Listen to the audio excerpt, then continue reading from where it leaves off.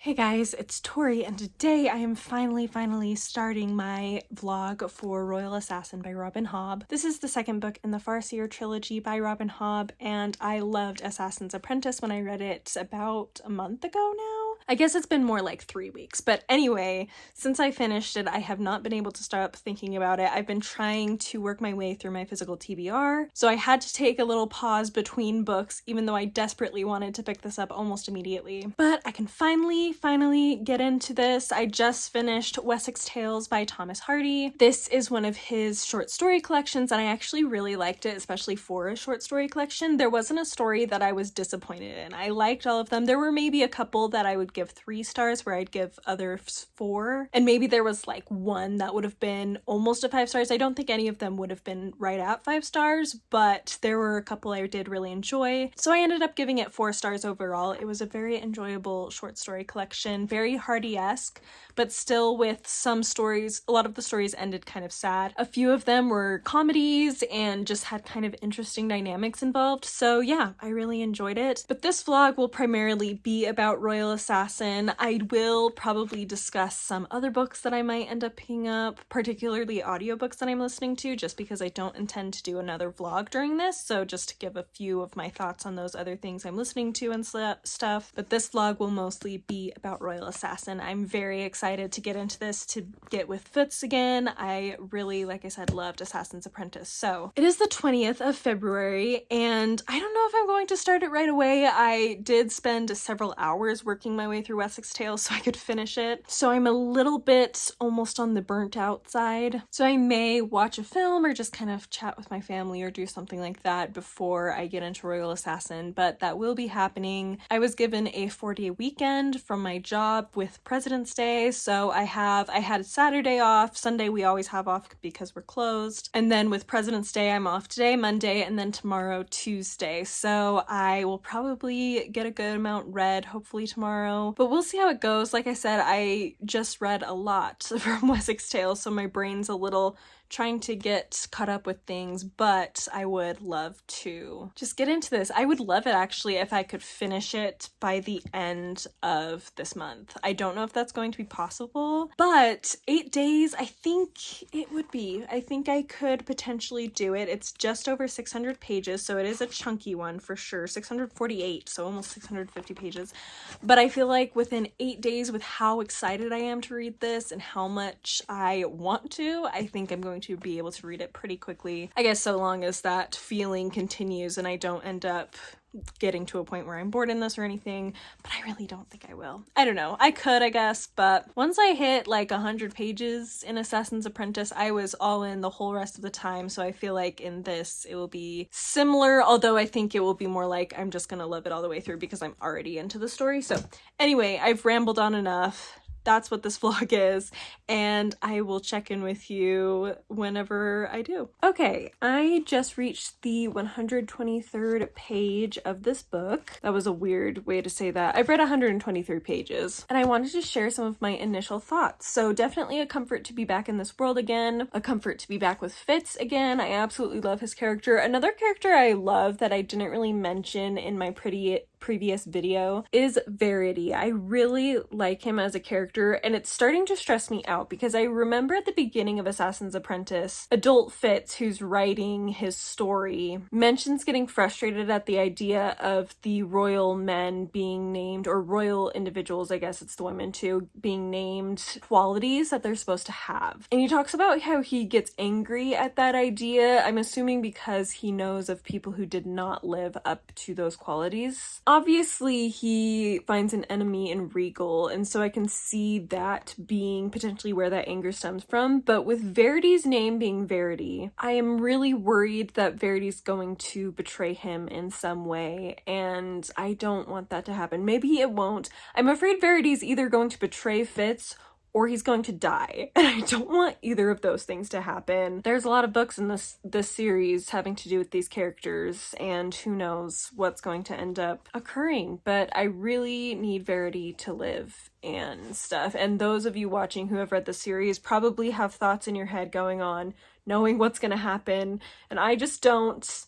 And yeah, it's stressful, but also delightful just to see what the heck's going to happen. Besides Verity, some other characters that I've really liked are Kettricken and Patience. I did like them in the first book as well. I will say, I hope we get a little bit more development between Fitz, relationship development between Fitz and his mother figures. I feel like Verity and Burrick and Chade all play a sort of semi-fatherly role in Fitz's life. Verity probably the least. He's probably got more of obviously playing the king, the master role in Fitz's life, but in some moments he has a bit of a fatherly bearing towards him, specifically of how his own father possibly would have treated him, whereas Burrick and Chade are their own kind of beings, and so we don't get that sort of relationship with them. But none of the mother figures, like I feel like Kettricken and Patience could be seen as motherly figures, obviously Patience, but also Kettricken, and I just want to see a little more development there, and maybe there just won't be. Maybe Fitz will just not really have close familial style relationships with women, but I'd like to see a little bit more of that, so hopefully we will. I have really liked seeing him help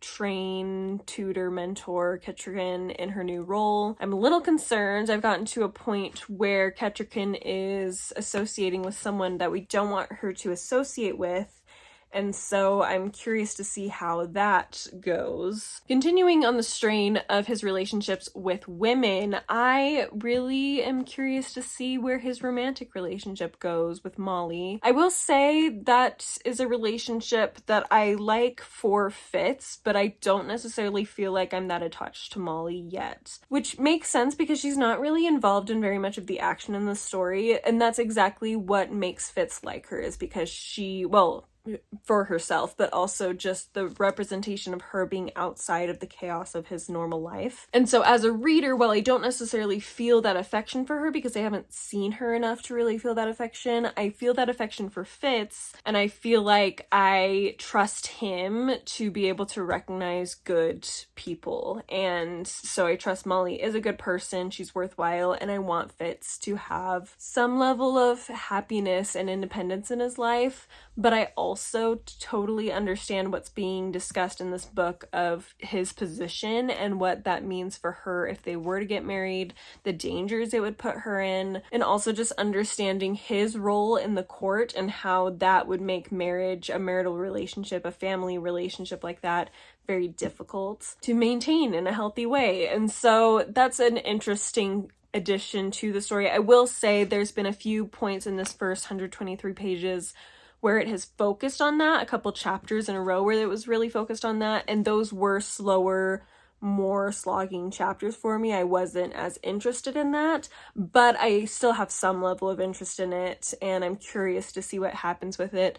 I just really want to know what the heck's happening with all the politics and the forged ones and all of that jazz going on. That's where my interest lies in this. So anyway, that's my starting off thoughts for this book. Unfortunately, I do not think I'm going to be able to finish it by the end of the month. I know I said I really hope to, but unless I have a couple of really late nights in the next few days, I just don't think I'm gonna make it. I only have 4 days left in the month, plus this evening, and yeah, I just don't know. It's possible, it's not like it's impossible, but I'd have to dedicate a good amount of time, and I just haven't been doing that. So we'll see how it goes, but I definitely still would like to get through it as fast as possible, just because I want to freaking know what's going to happen. That's the main reason, but also I want to be able to get to the third book and finish the trilogy so I can move into more of the Cosmere.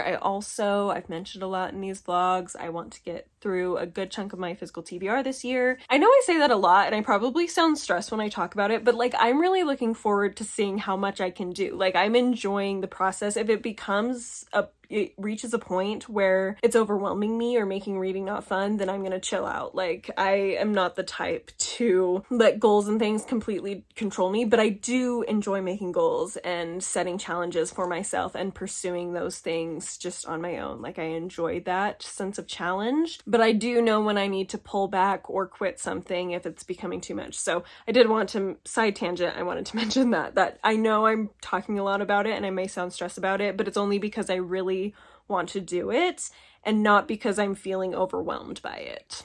So anyway, those are my thoughts, and I will share with you more thoughts when I have more to share. Okay, I have a lot of thoughts. I am almost just like 10-ish pages away from the halfway point. Like the first one, it's been very slow, which I've mentioned before I love, so I am just having a grand old time. And I want to actually start by saying I am having a great time. I am loving this book, because I'm going to say a few things that may sound like I'm irritated with the book, but it's more like I'm irritated with some of the characters, but not in a oh my gosh, this book is driving me crazy way. It's in a this person is making reasonable decisions for where they're at in life, but it's bothering me.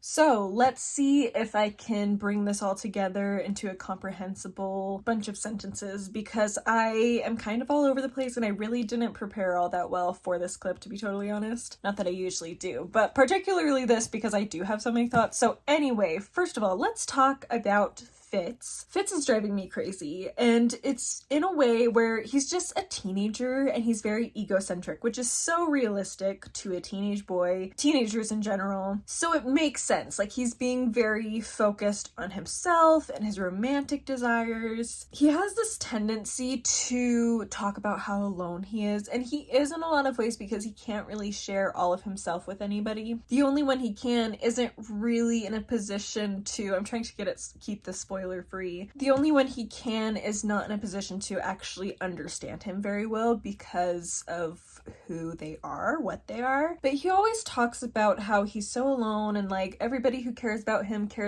because of some other reason, not just for himself. And I just don't think that's true. Like, I think Burek does care about him for himself. Maybe it started off with him choosing to take care of Fitz because he respected chivalry, Fitz's father, so much, but I feel like time has changed that, and I feel like Fitz doesn't give him enough credit. And I do feel like even Verity honestly cares about Fitz. Like, it goes beyond using him as a tool. But these are times where he honestly just needs to use him. Like, it's just what needs to be done. It's sad, but it doesn't mean he doesn't care about him. It just means that he has a lot of responsibilities, and he needs to use every tool he has at his disposal and every person he has at his disposal. And that means Fitz has to be used too. So I think it's kind of unfair of Fitz, and frankly in some ways ungrateful for the sacrifices that so many people have made for him, for the care so many people have provided for him. The cook in the kitchens, yeah, maybe they're not best friends, but she's clearly really cared about him and taking care of him in her way, and there are other characters that have taken care of him in their way. Yes, there are a lot of people using him, but that's just kind of life. Like, if you're in a position where you can help someone and you're willing to do it, they're going to use you, not in a malicious way, but just in a way of like, you know, we're all here to help each other and we're going to use each other's strengths. So I just think Fitz isn't being fair with that,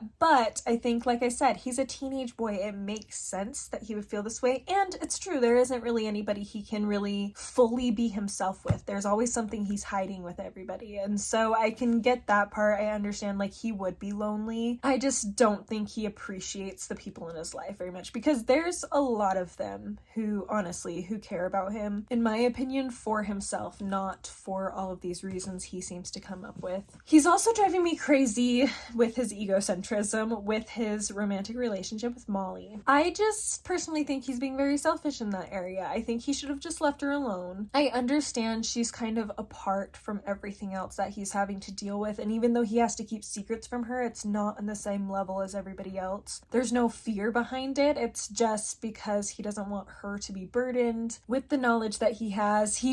There is a fear of chasing her away, but there's not really a fear of him getting into trouble or even being brought to justice because of things he's keeping secret with her. But he's just put her into a difficult situation, and I feel like there's been a couple scenes where they've talked and she's kind of told him to go away, and I'm like, Fitz, just leave her alone. I understand you're lonely and I want this for you, but there's so much at stake, not just for you, but for her if you bring her into this. Like, part of me is like, do you not remember what happened to you at the end of book 1? And now you want to bring Molly into that? Like, I just don't. Like, he thinks about these things, but not deeply enough to really think about these things. It's almost like he assumes that Regal's going to manipulate Molly into not trusting him as opposed to actually hurting Molly, which I think he would honestly do, and I'm sure there's other people in this castle who would do that to get at Fitz. So I do understand that he has these emotional needs that he's trying to meet, but I just think he's being unfair, and I'm curious to see how it ends up going because I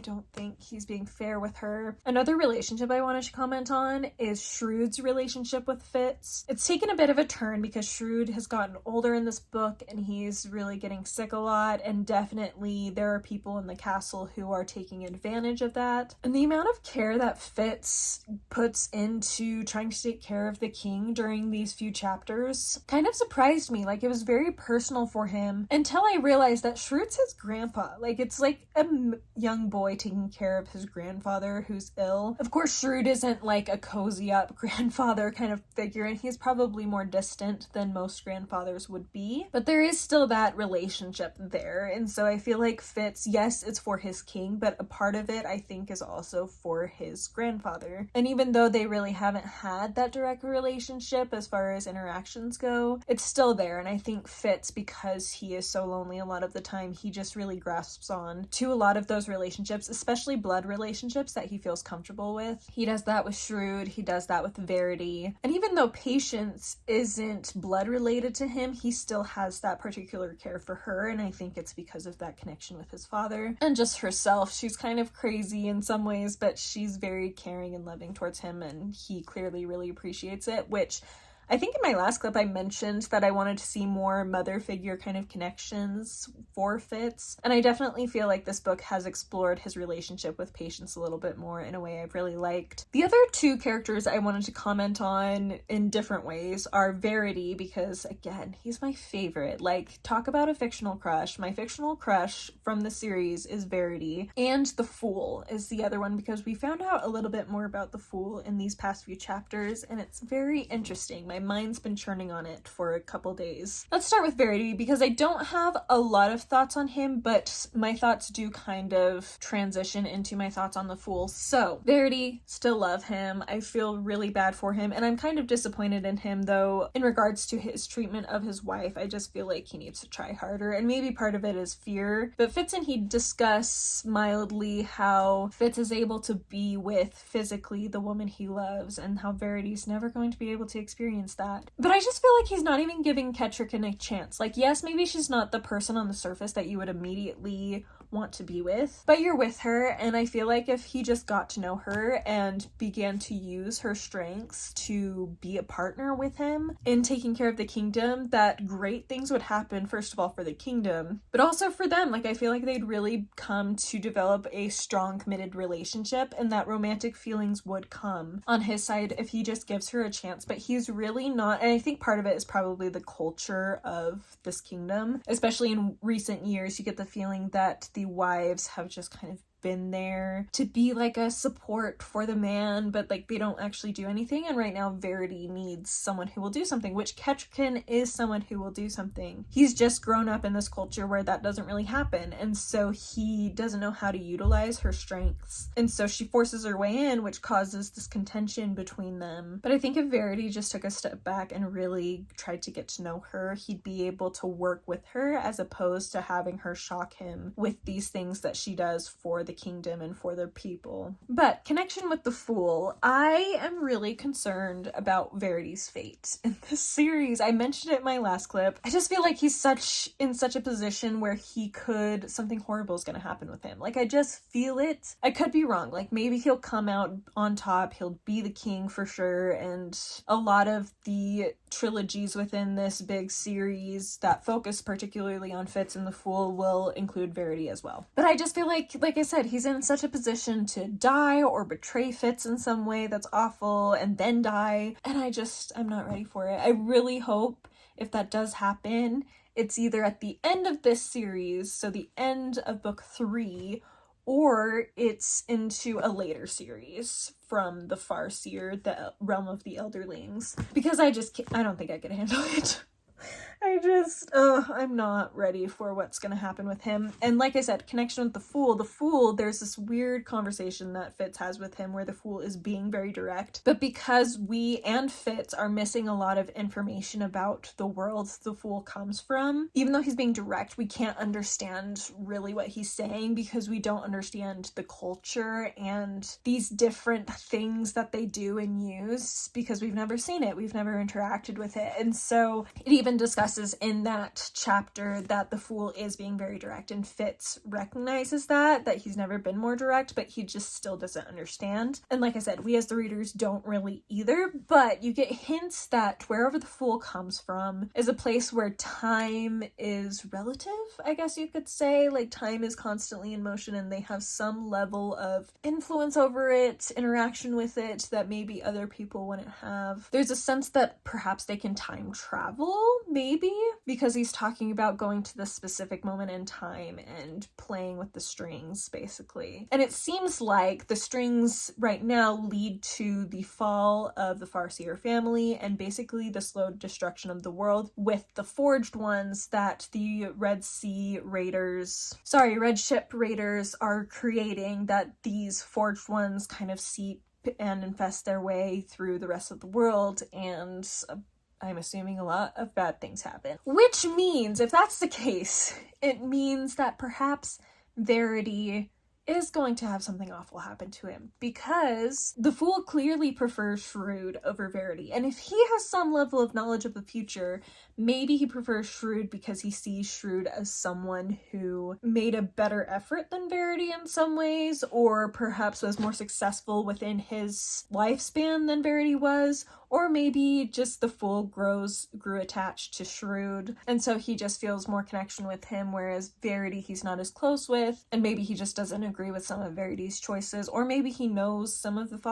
potential fallout of some of Verity's choices. I don't know. But it's got me extra stressed. However, it was really interesting to learn more about the Fool, as one would expect. I'm curious to learn more and more about him. I really have a hard time picturing him because it discusses a lot of his skin just being super white, almost translucent, and his eyes being white. Like, it just sounds like an insane albino situation, and I just struggle to really picture it. I could understand why it would be uncomfortable to be around, but perhaps that has some bearing on the type of person he is, where he comes from. Perhaps there's a reason why he looks like that, or maybe it's just like the race he comes from, what they look like. I don't know. So we'll see what ends up happening. I'm curious to see where Fitz and the Fool are taken, considering there's at least 2 other trilogies within this big series that are focused on them. I'm pretty sure there's one that's just about the Fool primarily. I'm sure Fitz plays a role in it, but it's mostly about the Fool. And then I think the very last trilogy, correct me if I'm wrong, but I'm pretty sure the very last trilogy is Fitz and the Fool. I'm pretty sure there's 5 total, so I think 3 out of the 5 are focused on the Fool and Fitz, and the other 2 are focused on people elsewhere in the world. Anyway, I'm going to end this clip here because it's already so long, but suffice it to say, I'm enjoying it. I have so many thoughts that I needed to share, and I will just check in when I have even more thoughts to share. I am now almost 200 pages away from the end. I mean, almost exactly 200 pages. I stayed up till like 1:30 in the morning last night. I could have stayed up later, but I just knew I didn't want to stay up too late because, yeah, I'm getting older, and staying up super duper late is just not my thing. It's never really been my thing. Like, 2 is kind of my limit, but it just really is not my thing anymore. But I could have stayed up longer, honestly. In fact, when I did lay down to finally go to sleep, I stayed awake a little bit longer just thinking about the book, and the first thing I thought when I woke up was about things happening in the book. So, very engaged, and I'm sure I'm going to finish today. It is Saturday, the 4th of March, and I wanted to share with you a few thoughts since I did read so much last night. So, Verity and Kettricken, things are looking better, and I'm really, not just better, they're looking great, and I'm very pleased with it. Although now Verity is off on an adventure, and I'm really concerned for him, and honestly for Kettricken, and Fitz back home, because it's just a mess. There's just so many conflicts and enemies involved right now, because we have the Sea Raiders, obviously, but we also have Regal and things going on with him, and I also just feel like there's something else potentially at work here. I mean, we have the king, who is kind of causing his own problems in some ways, not like in a bad way, like he is very unwell and he's trying to keep himself from feeling the pain that he's suffering, but it's opening the door for other problems to crop up. And so Fitz is having to do, he's kind of just in the middle of all of this, like he's not deeply connected to any of it, but he is connected enough with all of it that he can't just ignore it. And so he's definitely being pulled all these different directions. People are getting frustrated with him, but he's just a boy, like he's still just a teenage boy. And so I think Robin Hobb is really well exploring the actions of a teenage boy who's in the situation he's in, where he's super connected with the royal family, but not enough to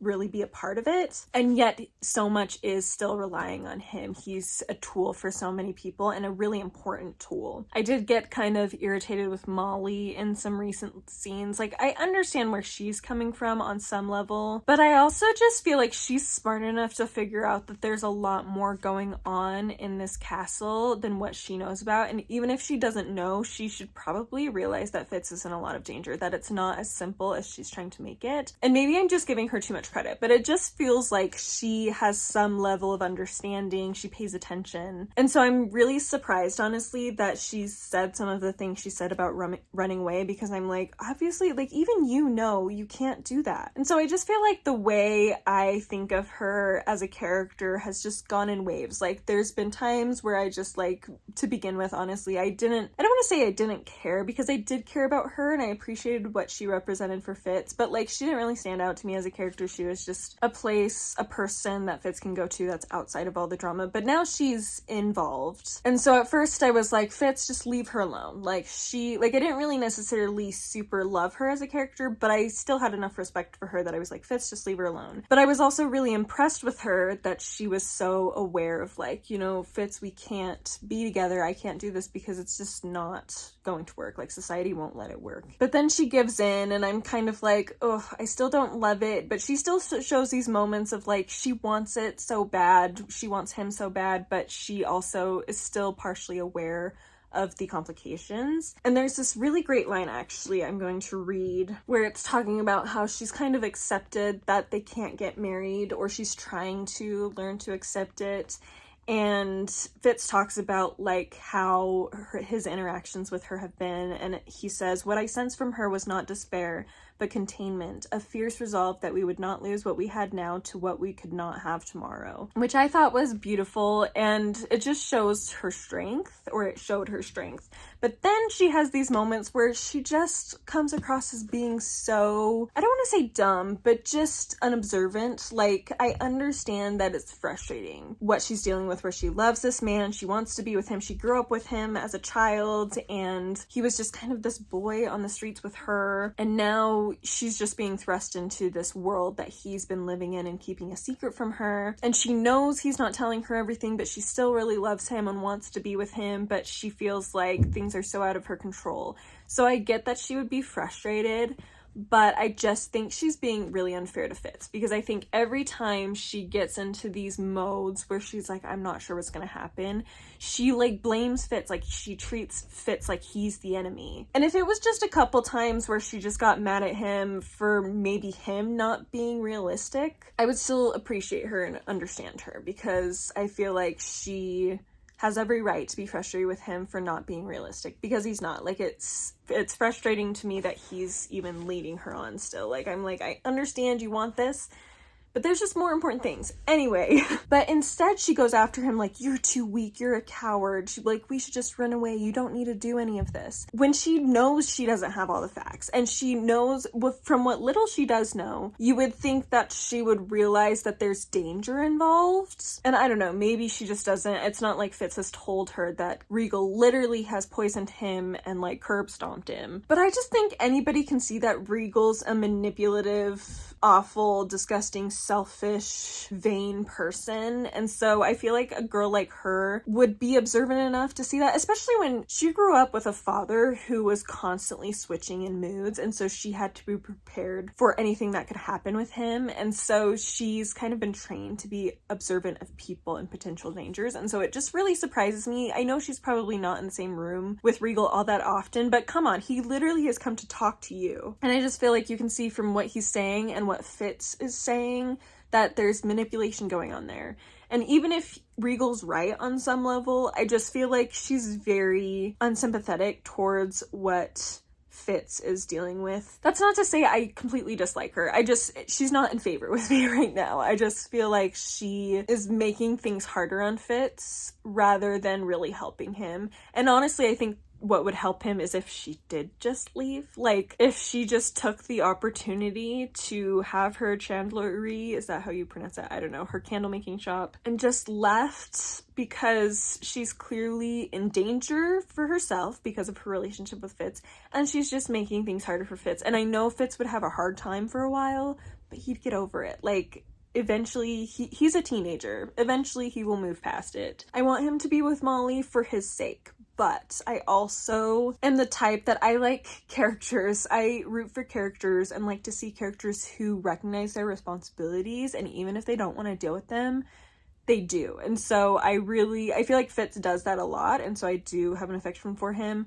But I think he's still learning to understand that, first of all, he just is too involved now. Like, he can't just leave. He can't just stop. And the fact that he's a blood relative of the royal family, like, he's never going to be left alone. He just isn't. Second of all, I just think he has a hard time understanding that joy can be found even in these difficult situations where people are using you a lot. Like, there's still these relationships that are there that I think I mentioned in my last clip, I just feel like he takes them for granted and doesn't realize how important they are to him unless something bad happens. Like, it's not until Burrick gets hurt that he really realizes how much he cares about him. It's not until he's having moments where he's looking at Chade and realizing how old he is that he feels any sort of empathy for him. There's so many people in his life that care about him, and yes, maybe they use him, but there's just so many people in his life that care about him, and perhaps they do use him, but at the same time, it shows that they have enough respect for him and awareness of him to know what his strengths are and know that he can handle a lot and really expect a lot from him because they know he can do it, as opposed to because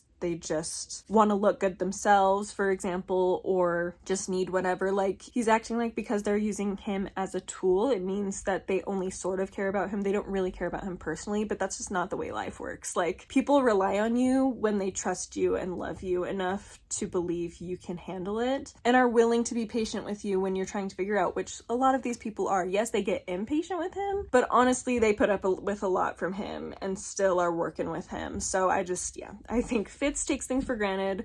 Molly is being unrealistic, even though she is a very rational person, and it's frustrating. We've also explored a little bit more with skill and wit, the magics kind of in this book. Of course, Fitz has both of them, and it seems like the wit he's really grasped onto, but the skill he's still having trouble with, and he often talks about how it's like what Galen did to him made it that way. But I was thinking about it, this was the first thing that popped into my head this morning, was that I think the skill is about people, right? It's about people and their thoughts and emotions. The wit is about just life in general. It's more interacting with animals, but it's also experiencing the energy force of other people. It's almost more connected to the soul, whereas the skill is connected with the mind. And Fitz doesn't trust people. Like, he just has the hardest time, just going back to him taking people for granted. Like, he just doesn't trust people to actually care about him. And it's understandable with things he's gone through. Like, he didn't grow up, his formative years weren't involving a lot of love. And that is very important because even as a teenager, he's still focused on his early life when, like, Burrick wasn't very emotionally involved with him. He just kind of raised him. Other people weren't all that caring towards him, and they've become more so over the years as they've gotten to know him and gotten used to him.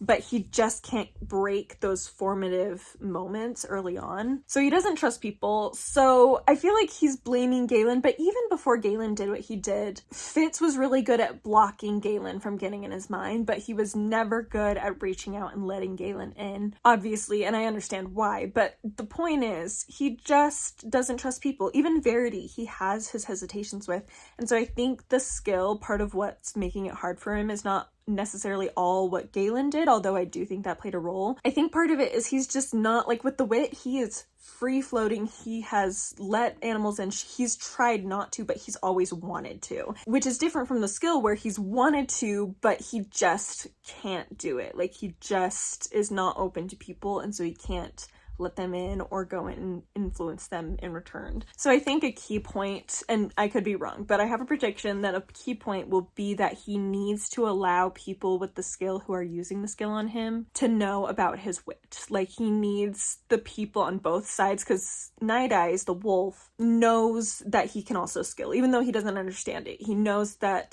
Fitz can skill, and Fitz is pretty much letting him completely in. Whereas Verity, he's holding back the wit. And so I think between the two, like, he needs to embrace both of them and allow other people to interact with both of them where possible in order for both to work, and he's just not able to give his whole mind over to the skill because he's holding that part back with the wit. Whereas I think he would be very powerful in both if he was able to use them both and be open with them both. Like, I think they're going to act as a balancing force for each other. So anyway, that's where I'm at. Very stressed about Verity. I hope he makes it. I've mentioned before, I'm really concerned about his character, and especially now that he and Kettricken are doing great, actually. Oh, all that was so cute. It kind of happened a little bit on the fast side, as far as he wasn't really paying attention to Kettricken hardly at all, and then all of a sudden he, like, realized that she was, like, sexually attracted to him, and was like, oh, okay, well, I'll change my shirt. But I think it worked because I feel like there was some level of build-up. We don't see all of it because we're in Fitz's perspective, but I think there was some with some of the events that happened. Just Verity was very focused on his war, which is understandable. But anyway, I love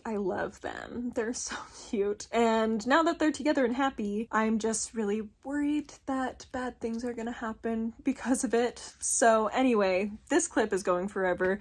I will update you probably at the end is my plan, but there may be within the next 200 pages a moment where I'm like, I just need to vocalize some thoughts. So I'll do that then. Alright, so it is the next day, and I did officially finish Royal Assassin last night. I need to remind myself what actually happened specifically in the last 200 pages because there was a lot going on. I'm not quite sure how I want to organize my thoughts as far as which order to discuss them in, and I'm not sure I have totally settled into my thoughts. So like I said, I'm just going to talk and hopefully it's coherent. First of all, I think I was supported in my belief that Fitz doesn't trust people to care about him and just will never believe in it, because Chade himself actually says something about that. He says, I don't think you will ever completely trust anyone or believe that someone cares about you. To Fitz, after Fitz admits that he believed that Chade had allowed Galen to treat him the way that he was treating him in the first book during those training sessions, but Chade had already told him he can't see into that garden.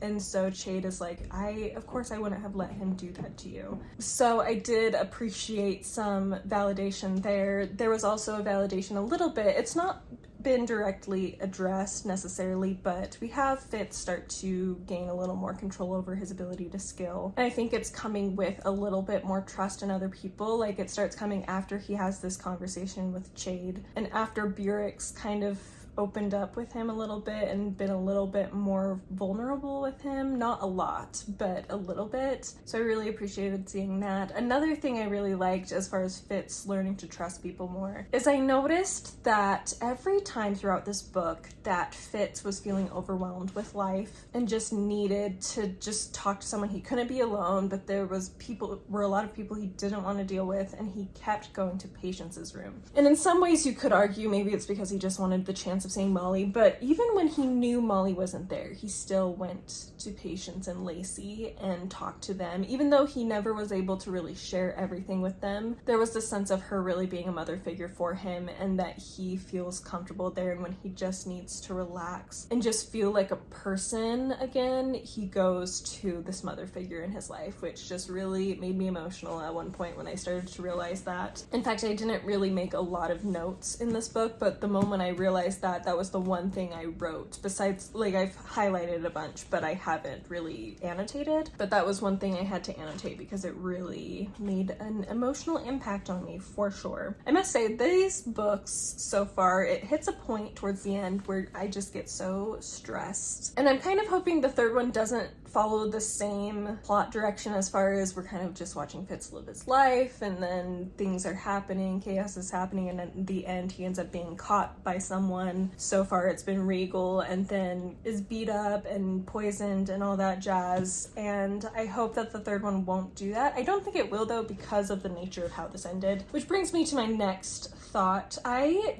don't know how much I appreciated the ending. I didn't dislike it. Like, this is still a 5-star read. Like, I loved it all the way through, but I did end up finishing it and feeling just still frustrated with Fitz. I just feel like, and I worry that the author, that Robin Hobb, is just going to play on this based on what I've heard, and I'm just hoping there's a little more growth for Fitz in this area. But I've mentioned a lot in this video that I feel like Fitz is just ungrateful for everything he has, and I feel like the way it ended really was continuing to have him be ungrateful for everything he has. Like, I understand he wants to live like a wolf forever. Like, he just really wants that lifestyle and loved that time he was able to spend basically being a wolf and just living, just hunting and not caring about anything, not having to worry. But I just don't think he realizes how empty ultimately it would be, how meaningless his life would be ultimately. And I get that he's overwhelmed, but I'm just surprised that he would feel like he'd be willing to give up these relationships that he's built, even if they're hard, like they're not worthwhile to you.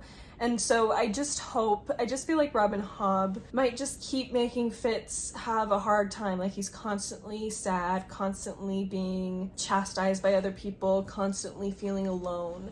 And I just worry that she's going to keep playing that up and not let him grow, in the sense that he starts to understand and appreciate his relationships better. I could be wrong, because I feel like him as a narrator, there's some level of sense of him wishing that he at the time had appreciated certain things better. But I don't know. We'll have to see. Again, I love this book, and I feel like I'm going to love the whole experience of reading all of the Realm of the Elderlings. But I am just frustrated that I feel like Fitz, there's not a lot of moments of gratitude from him. There's just a lot of hopelessness being inside his head when there doesn't need to be. Like, there's other characters that I love, that I know he loves, that he just can't appreciate the way they deserve. And so I really hope that over time he will have more of a character growth in that area. Don't tell me if he does or not, because I want to discover for myself. But yeah, I felt like the ending was a little bit sad for me, because that's been something throughout the book that's been bothering me, is his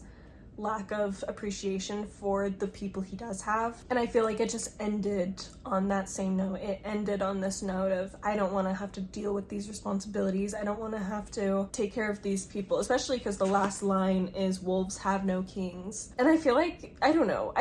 I'd be interested to hear, like, ask Robin Hobb what she meant by that, because did she mean for the reader, like, did it mean to be powerful? Like, oh, wolves, it would be so great to be a wolf because, yeah, he wouldn't have to deal with all of this and that would be amazing. Or does she have a similar belief to me, where I'm like, you would lose so much. Is it really worth losing all of that to gain that? And I just don't think it is. I just think he would be ultimately more lonely and just not even realize it. And I just think that's even more heartbreaking. But I do think eventually he would have had to sense that, and it would just end up turning into a really heartbreaking end. And so I get where he's coming from. I've mentioned a lot, like, I get that it's hard, and I don't think it shouldn't discuss how hard it is for him. I don't think that he shouldn't be depressed and having a hard time and overwhelmed. I just wish there were more moments of him being happy and appreciating what he has, because I don't think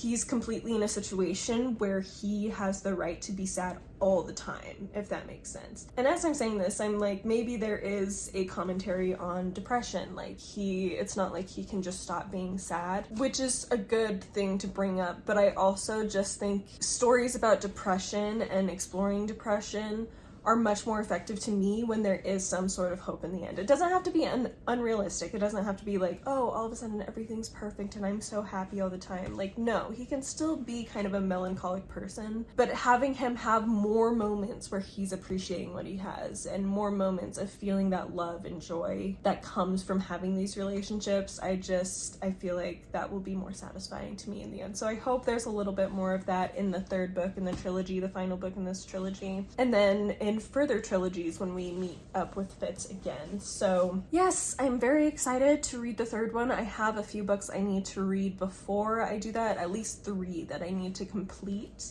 before I get to the third one, which thankfully my book hangover after this one is not as strong as Assassin's Apprentice. Not that it's not there, but I just think this fed me long enough that now I'm okay with taking a little break and then coming back to it, even though I for sure will be thinking about it a lot. But I think part of it is the ending of this one didn't have me like freaking out after I had finished it as much as Assassin's Apprentice did. So while this one I think I liked better overall, like the story all the way through, I think the ending had more of an impact on me in Assassin's Apprentice, a positive, like I need to read more kind of impact, whereas this ending just kind of left me feeling bleh. Again, not in necessarily a bad way, just in a pensive way and in a way that makes me like kind of like I need a break from the melancholy of Fitz. Like, I need to read something else. So yeah, this vlog is going to end here. Thank you so much for watching. Let me know down below your thoughts on Royal Assassin, Assassin's Apprentice. This series is great so far. I'm really, really loving it. As I said, I would put Royal Assassin definitely above Assassin's Apprentice overall, but I do think Assassin's Apprentice, the ending had more of staying power with me, and so when I left that book, I had more of a book hangover than I have with this. But I enjoyed my journey through Royal Assassin a bit more, and